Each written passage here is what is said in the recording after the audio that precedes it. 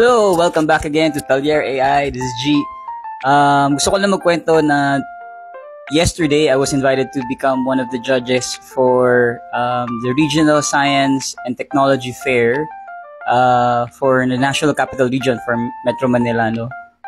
Which is a Department of Education event na they bring in yung mga science high schools together and they show their inventions. And maganda dito kasi I was assigned to the innovation division where yung mga inventions ng mga senior high school ay pinesent nila. So, and sobrang namangha talaga ako sa mga inventions ng mga 16-year-old. 16-year-old ako, hindi ko nga ako nag-iisip ng mga invention.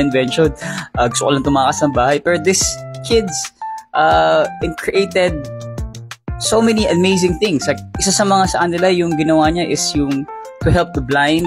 He invented a system using AI for image recognition where yung braille nag-a-adjust based on the image or ano yung mababasa ng image na yun. So, another one, nag-invent siya ng monitor for seatbelt kung sakaling nagka-aksidente or nagkaroon ka ng problema habang nagda-drive.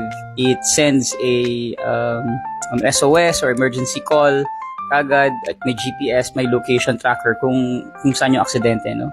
And then another student created naman a leash for dogs, no? Sakaling binabaha, automatically natatanggal yung leash sa kung nakatali yung aso, natatanggal yung leash pag inabutan ng tubig, no? Because I think nangyari yata sa either sa aso niya or nangyari sa aso ng kakilala niya, no? Hindi niya man yan nakwento, pero it's close to that, no?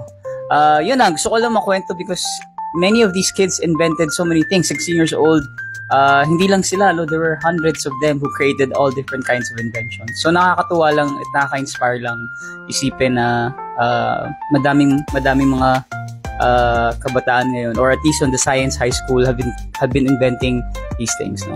So actually na question ko lang is kung 2024 na at every year itong ginagawa, nasaan kaya napupunta yung mga inventions of the previous years, no? I'm not really sure, no? Kasi if most of the inventions na nagagawa are read and prototype siya, pero pwede mo siyang i-market at pwede mo siya ibenta benta na sa labas, no? Ewan ko lang, naisip ko lang siya, no? Anyway, gusto ko lang siya ikwento at i-share because it's part of technology pa rin and these kids are doing it. So, by the way, I'm going to be having a webinar on Thursday next week, November 14. It's going to be every week na for about AI for Pinoys.